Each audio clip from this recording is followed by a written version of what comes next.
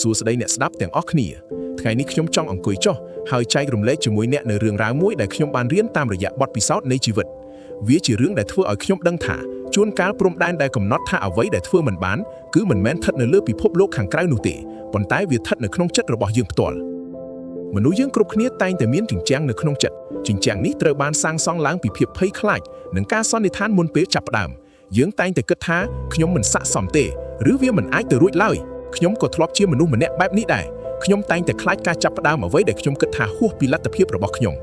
ភាពភ័យខ្លាចនេះមិនមែនមកពីការពិតទេប៉ុន្តែវាជាការស្រមើស្រមៃដែលបង្កើតឡើងដើម្បីការពារខ្លួនឯងពីការឈឺចាប់ប៉ុន្តែតើអ្នកធ្លាប់គិតទេថាការការពារនេះកំពុងតែរារាំងយើងពីការរកឃើញនៅអ្វីដែលអស្ចារ្យដែរឬទេ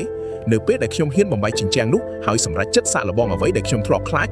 ខ្ញុំបានរកឃើញរង្វាន់ដ៏ធំមួយរង្វាន់នោះមិនមែនតែងតែជាជោគជ័យ 100% នោះទេប៉ុន្តែវាគឺសេរីភាពនៃការបានសាកល្បងរាល់ជំហានដែលអ្នកដើរទៅមុខទោះបីជាមានការលំបាកក៏វាជារង្វាន់មួយរួចទៅហើយការបានសាកល្បងរឿងមួយដែលអ្នកគិតថាពិបាកគឺវាមានតម្លៃជាងលទ្ធផលទៅទៀត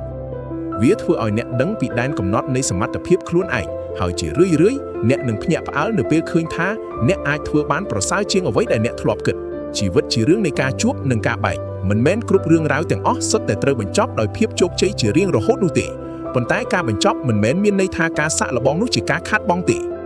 ផ្ទុយទៅវិញវាជាការបញ្ជាក់ថាអ្នកបានរស់នៅយ៉ាងពិតប្រាកដអ្នកបានរៀនពីបទពិសោធន៍ហើយអ្នកបានក្លាយជាមនុស្សម្នាក់ដែលមានភាពចាស់ទុំជាងមុន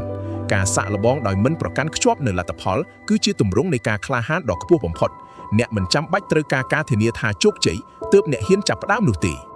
ព្រោះរឿងដែលគួរឲ្យសោកស្ដាយបំផុតមិនមែនជាការបរាជ័យនោះទេប៉ុន្តែគឺការដែលយើងត្រូវរស់នៅជាមួយសំណួរថាចុះបើសិនជាថ្ងៃនោះខ្ញុំបានសាកល្បងតើវានឹងទៅជាយ៉ាងណាដូច្នេះបើអ្នកកំពុងស្ទាក់ស្ទើរលើរឿងអ្វីមួយក្នុងពេលនេះសូមកុំឲ្យភាពភ័យខ្លាចមកខាំងផ្លូវអ្នកបើទោះបីជាមិនមានសង្ឃឹមច្រើនក៏សូមឲ្យសាកល្បងវាឲ្យអស់ពីចិត្ត